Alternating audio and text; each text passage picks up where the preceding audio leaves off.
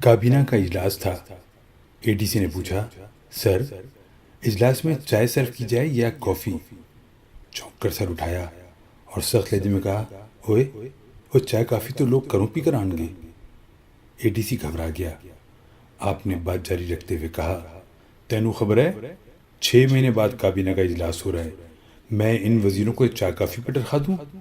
یہ اتنا لمبا چوڑا بجٹ پی ایم ہاؤس کا کس کے لیے ہے؟ انہی وزیروں کے لیے ہی تو ہے۔ لنچ اور ڈنر دونوں کا انتظام رکھنا، کم سے کم 36 ڈشیں ہونا چاہیے۔ اتنے ہی وزیر اور مشیر ہیں نا؟ سر 34۔ اے ڈی سی نے آہستگی سے کہا، وہ ایک دو زیادہ ہو گئے تو کیا فرق ہوتا ہے، شاید مولانا بھی آ جائیں۔ وہ مسکرا کر بولے، پائے، نہاری، ہرن کے گوشت کے کباب، مشکی پلاؤ، ترکی پلاؤ، کشمیری دال چاول، تازہ گرم باربیکیو اور باقی چیزیں کچن والے جانتے ہی ہیں، اور ہاں آلو گوشت نہ بھولنا۔ اس حکم کے بعد سے کابینہ کے ہر اجلاس کا اختتام پرتکلف زرانے یا عشائیے پر ہونے لگا۔ داماد کے گھر کو کیمپ آفس قرار دیا۔ اس کی آرائش پر 38.5 کروڑ روپے خرچ ہوئے۔ آپ نے حساب منگوا لیا۔ کچھ چیزیں جو صاحبزادی نے اپنے استعمال کے لیے منگوائی تھیں اس حساب میں شامل نہیں تھیں۔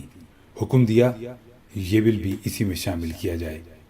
2-3 چیزیں جو ولایت کے دورے میں خود پسند کی تھیں، فرمایا یہ بھی اس حساب میں لکھی جائیں۔ باقی کچھ چیزیں کیمپ آفس کے لیے مقامی طور پر خریدی گئی تھیں۔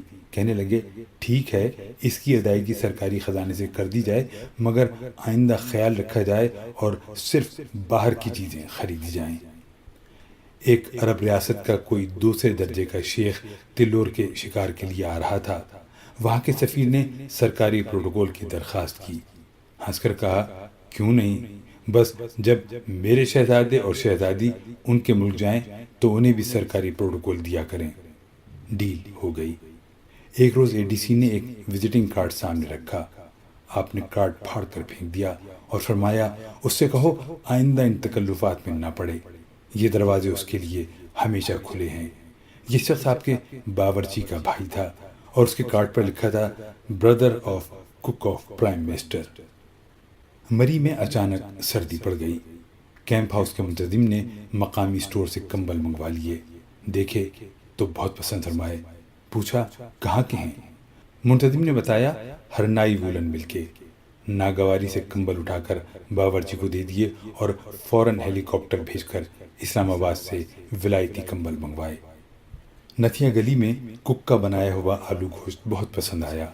اسے بلایا اور پوچھا، میں تمہارے لیے کیا کر سکتا ہوں؟ اس نے کہا، سر جی میں شیخو پورہ سے ہوں، میرا سارا خاندان شیخو پورے میں ہے، میں یہاں اکیلا نتھیا گلی میں ہوں، میرا ٹرانسفر شیخو پورہ کروا دیں؟ مسکرا کر بولے، اگر تم شیخو پورے چلے گئے تو اگلی بار اتنا اچھا آلو گوشت مجھے کون کھلائے گا؟ اس کے پورے خاندان کو نتھیا گلی بلا کر نوکریاں اور وظائف دینے کا حکم صادر کر دیا۔ اپنے سرکاری طیارے میں لگژری بیڈ لگانے کا آرڈر دیا۔ فائل وزارت خزانہ پہنچی تو وزیر خزانہ نے اجازت تو دے دی، مگر ساتھ میں یہ نوٹ لکھ دیا، ایک کی جگہ 2 بیڈ لگائے جائیں۔ میں ان کا قریبی عزیز ہوں اور اکثر ان کے ساتھ ہی طیارے میں سفر کرتا ہوں، مجھے بھی ولایت کے سفر میں سونے میں دشواری ہوتی ہے۔ جب انہیں پتہ چلا تو مسکرا کر زیر لب جو طنزیہ کہا اسے کوئی اور نہ سن سکا۔ اور رہا پھاٹک والا قصہ، تو کون نہیں جانتا کہ ریلوے کا پھاٹک کھلوانے کا کوئی واقعہ پیش ہی نہیں آ سکتا۔ ان کا اپنا پروٹوکول اتنا ہوتا ہے کہ سڑکوں کے ٹریفک کے ساتھ ریلوے کا ٹریفک بھی دور دور تک روک دیا جاتا ہے۔ یہ 2020 کا پاکستان ہے جس کے سربراہ امیر الموم نون ہیں، جو امیر بھی ہیں اور نون بھی۔ اگر وہ ضمنی انتخابات کے جلسوں میں 1-2 ارب روپے کا اعلان وزارت خزانہ کی منظوری کے بغیر کر بھی دیتے ہیں تو کیا ہوا، وزیر خزانہ کوئی پرایا تو ہے نہیں۔ اگر کوئی نیا جہاز یا ہیلی کاپٹر خرید لیا جائے تو وزارت خزانہ کون ہے اعتراض کرنے والی؟ اگر 1000-2000 نئی بھرتیاں اپنی پارٹی ورکرز کی کر لیں، دوسری پارٹیوں کے اتنے ہی لوگوں کو نکال دیا یا ان کے تبادلے کر دیے تو کون سا ظلم ہو گیا؟ اتنے بھاری مینڈیٹ کا حق تو بنتا ہے۔ اگر اونچے ایوانوں کے مکینوں کے لیے اربوں کا بجٹ ہے تو کیا ہوا؟ ایف بی آر اتنے پیسے تو ٹیکسوں کی مد میں جمع کر ہی لیتی ہے. اور یہ جو لوگ کہتے ہیں کہ قائد اعظم جب گورنر جنرل ہاؤس سے نکلتے تھے تو ان کے ساتھ پولیس کی صرف ایک گاڑی ہوتی تھی، وہ زمانے گزر گئے. اب تو ساری بات ہی ٹور کی ہے. آگے پیچھے جب تک 50-60 گاڑیاں نہ ہوں تو بندے کی ٹور ہی نہیں بنتی. 10-20 گاڑیاں تو معمولی وزیر مشیر کے آگے پیچھے ہوتی ہیں.